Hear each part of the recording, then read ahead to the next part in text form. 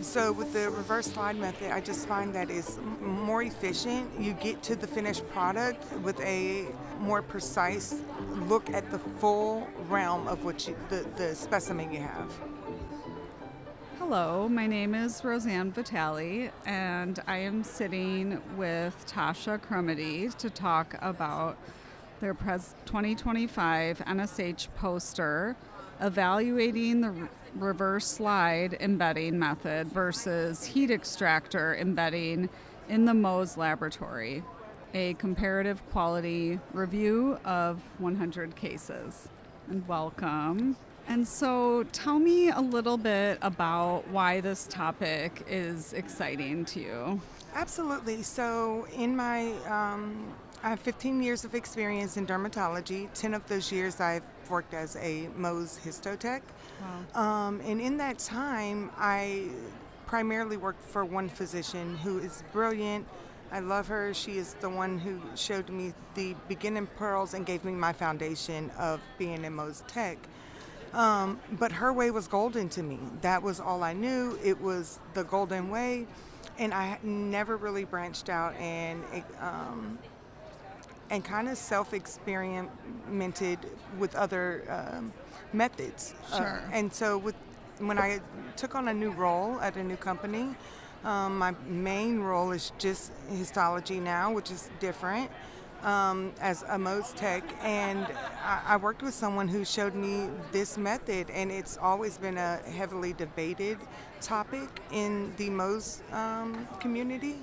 So I said, well, I'm going to try it. Let me just do my own. And then after doing it for a couple years, I find it to be superior, the method to be superior than the way I was trained originally to do it. So. Okay, so I'm pretty familiar with Mohs in general, but maybe if you could talk about the two different methods. Absolutely. So I was trained with the heat extract method, which you embed the tissue directly either on the cold plate in the cryostat or on a heat extractor and manipulate the tissue once it's on there, and it flash freezes. Okay.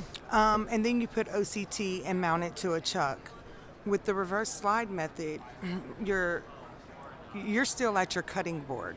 The tissue is still warm, relaxed. You have a small layer of OCT on the slide so that the tissue can kind of stick when it's on there. Okay. And freeze evenly. But I find that with the heat extractor, you don't have a lot of playroom to taunt the epi.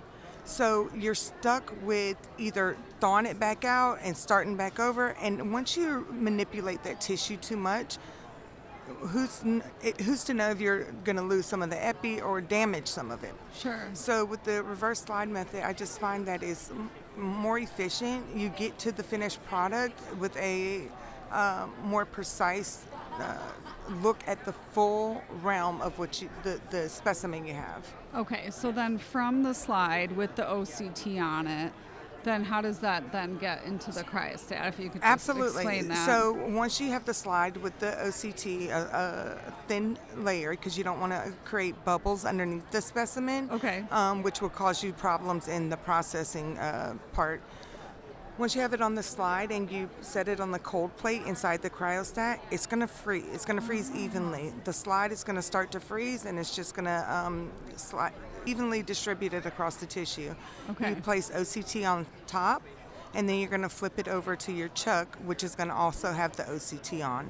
Got it. I think that you should use a not chilled chuck, not with pre-OCT. Okay. I find that it breaks apart. Because the temperatures are too different. That's They correct. kind of Yes. So, and once you flip it over to the chuck, you're looking at the slide, 100% epi and deep dermis, face up.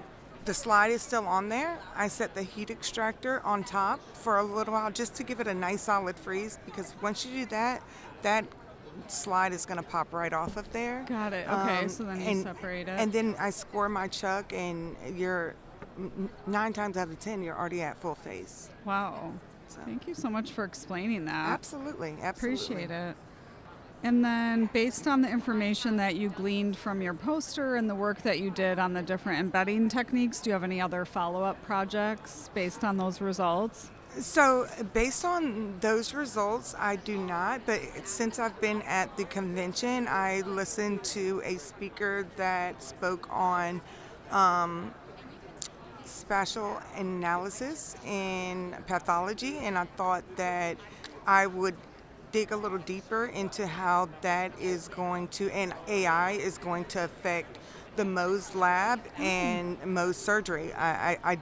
I just would be interested in to see what the next level is. So I'm going to dig deep Right. into that. Yeah, and especially we're such a manual field, and there's so much that hasn't really changed a whole lot. For sure, for sure. And then it's just the medical world is so innovative and always changing, and I think we got to keep up with it or you're going to be out, you know? Absolutely. Well, thank you so much. Thank It's you been so a much. pleasure chatting with you. Absolutely, I enjoyed. Thank you. Thank you.